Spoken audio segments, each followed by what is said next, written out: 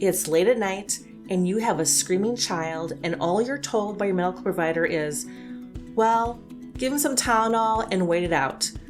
When you have sensory challenged children, that is not what you want to hear.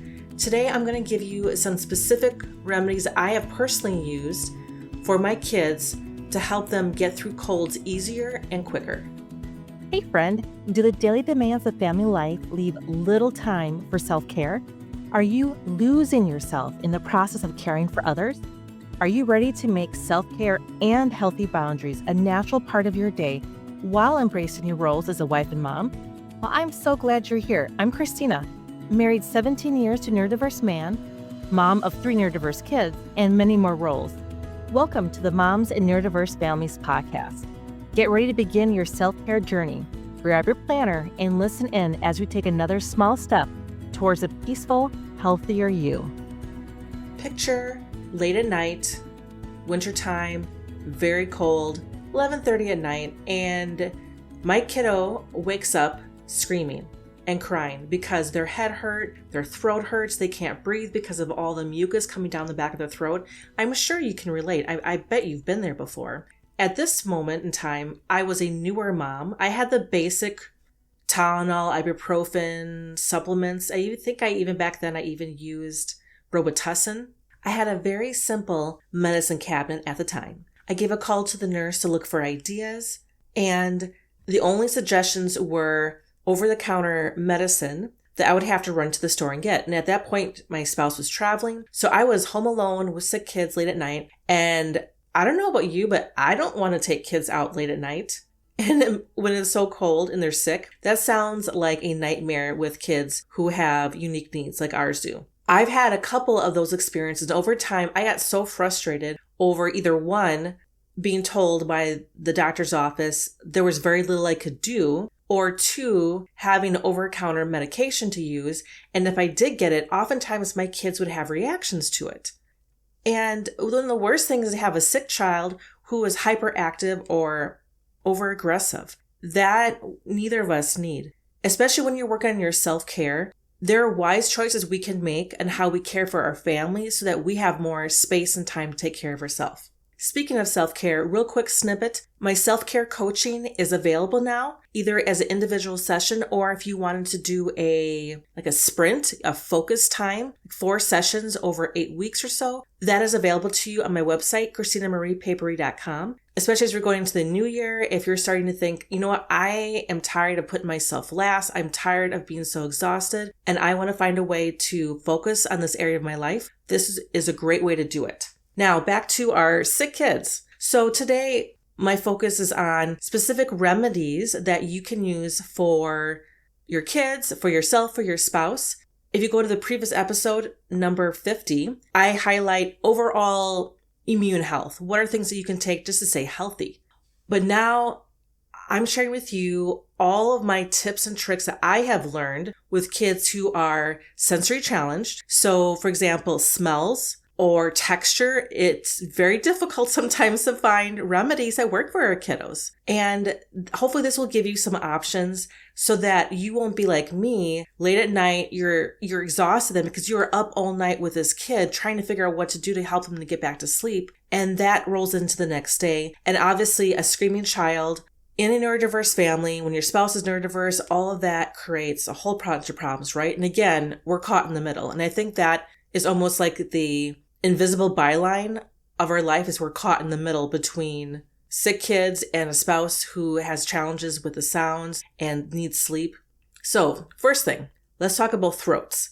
When kids have sore throats, there are a couple of options available to you. The first, the simplest one, if you're at home and I have nothing, Christina, I'm just starting out, is lukewarm water, about 8 ounces. And then normally it'd be 2-3 teaspoons of salt in there. But that's pretty salty, especially if your child is sensory challenged, has lots of sensory challenges with their mouth. So I suggest having a half of a teaspoon of salt and see if they can gargle it. Now it may take, I use a rules of 3, and that we need to try something 3 times at minimum, because usually the first time their brains are like, this is different, this is weird, and they begin freaking out because their brain is taking in so much information. So one food for thought there is you may have to do a couple of tries, but usually salt water, most kids, not all, but many kids can use that, and it's gargling it for 1 minute and make it into a game of like your mouth is now an engine if you have younger kids. And for older kids, it can be like, well, how long can you do this and time it? But gargling the salt water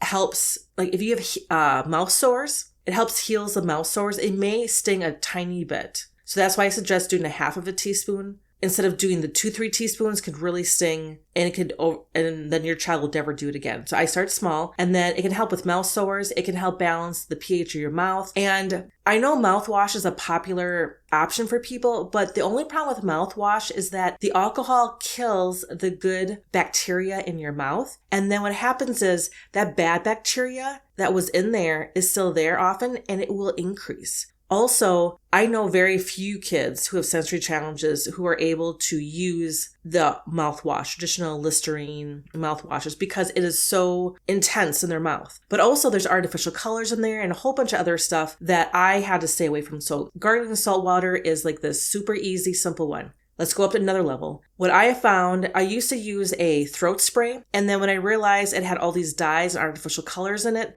and that really, I give it to my kid at night, but yet my kid would be jacked up and not going to bed, I finally figured out, oh, it's the throat spray that's doing it. I use Beekeeper's Naturals Propolis spray, and I'll put a link in the show notes.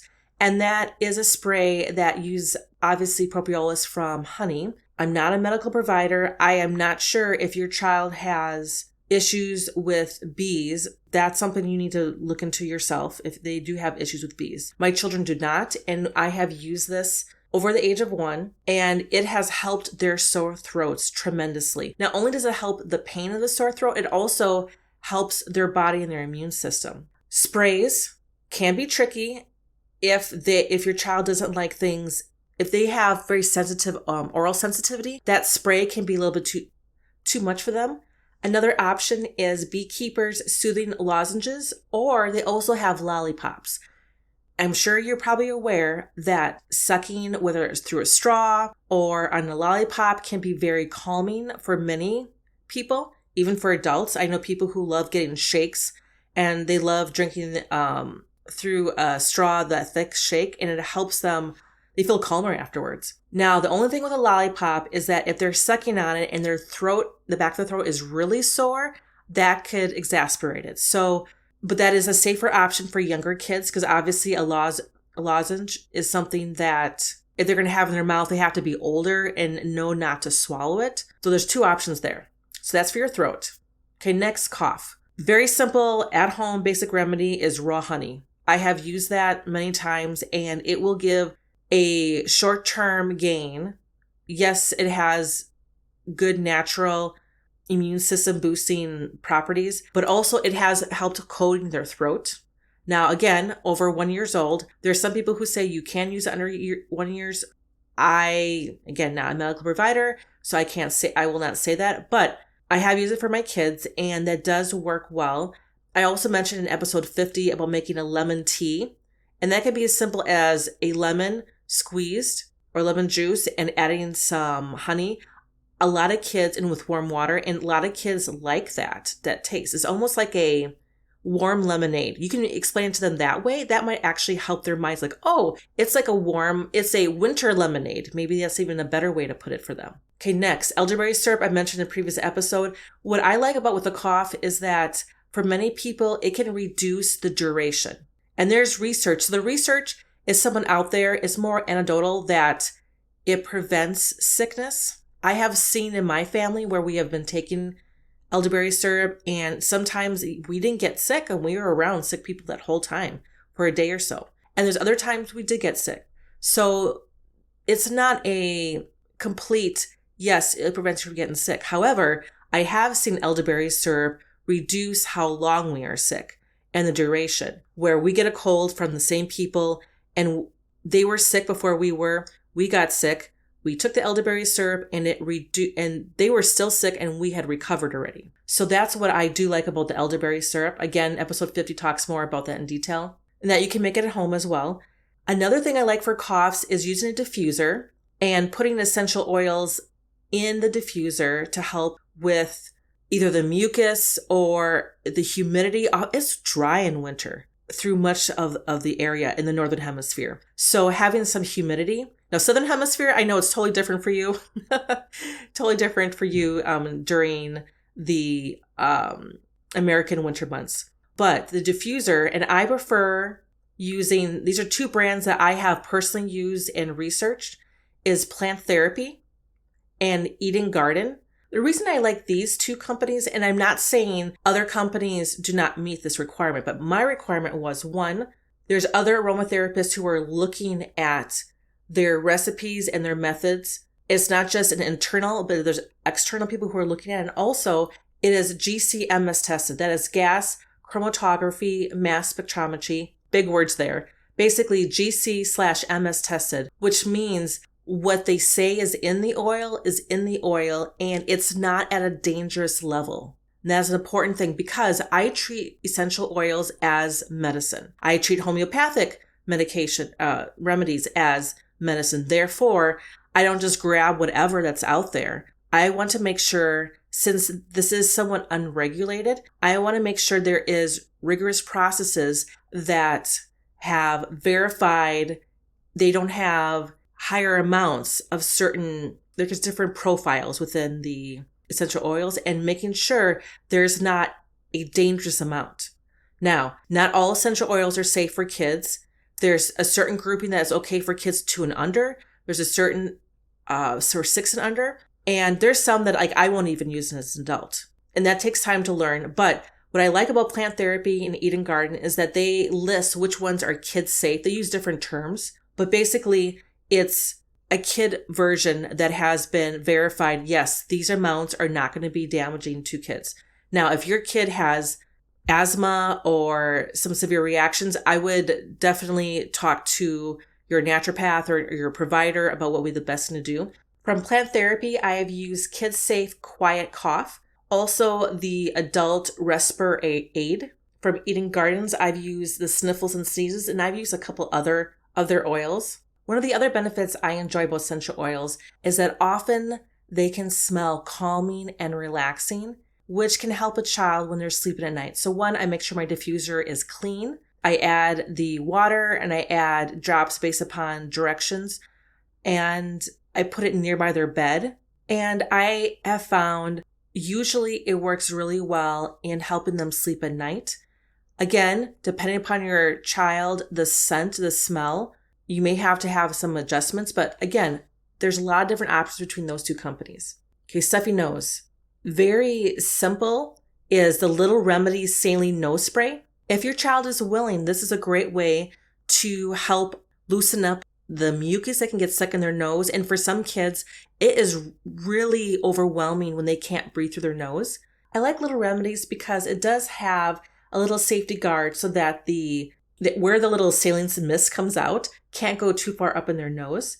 Another option, which you can have at home, is a neti pot. That's for older kids or adults. I have used that myself, and at first I was like, this is crazy, I'm not doing it, but it really does help with stuffed nose.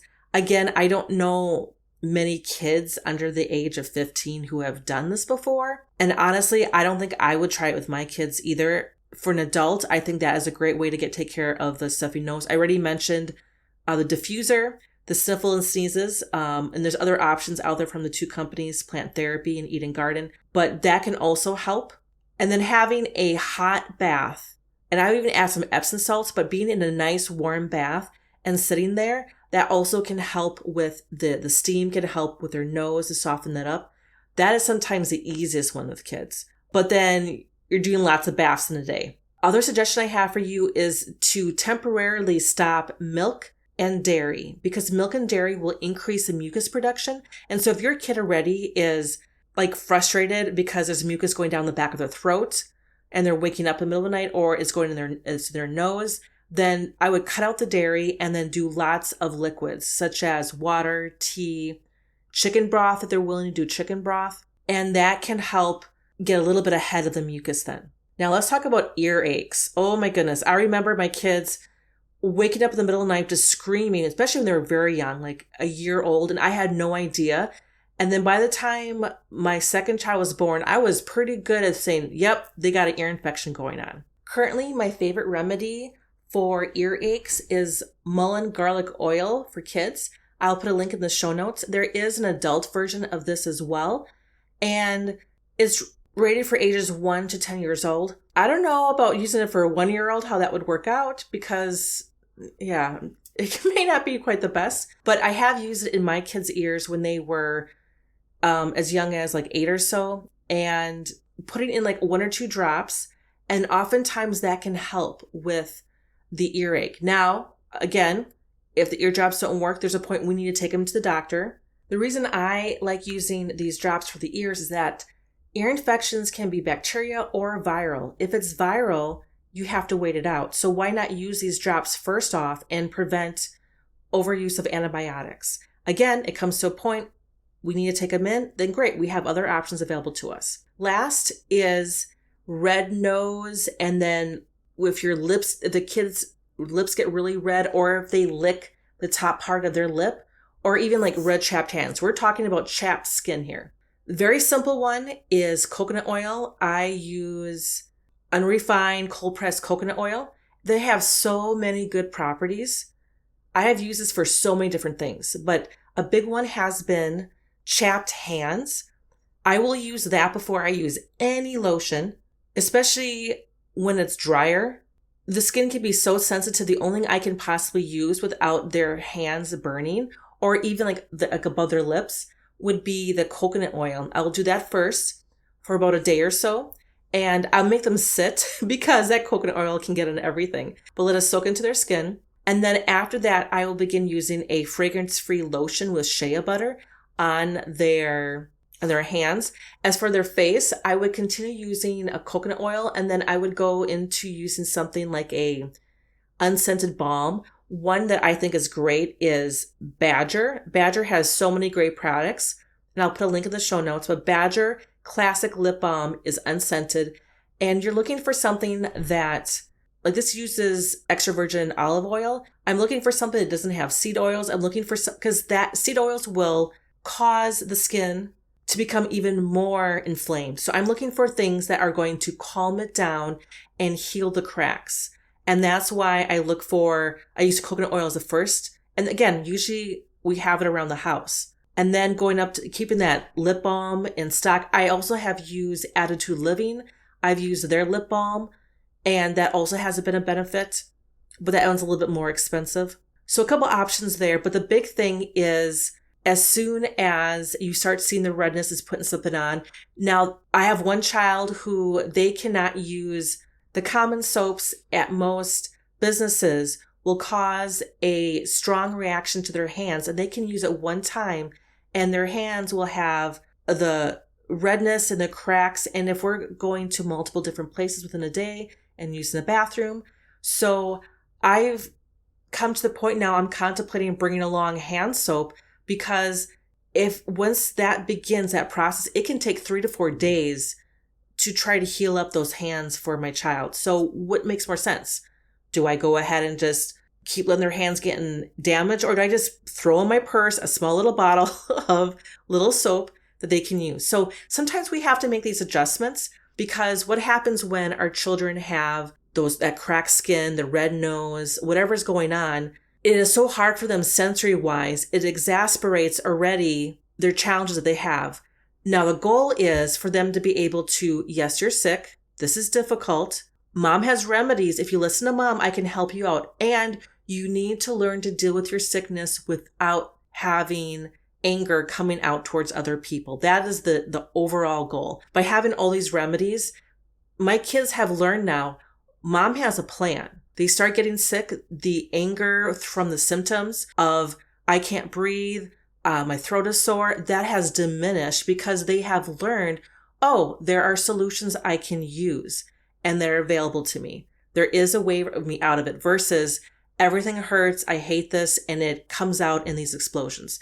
So even though, again, focus is on your self-care, sometimes we need to find remedies for our family so it makes our lives easier. And also, all these remedies work for you as well, too. Because when you're sick, do you want to go drive out and go pick up stuff from the local pharmacy or the natural health store? No, most likely not. So having these things ahead of time, especially using common things, can make life so much easier. I would love to hear if you've used any of these, or if you have, like, Christina, this is what I use and it's so good. I would love to hear that. Send me a message either through Instagram and Facebook, and love to hear from you.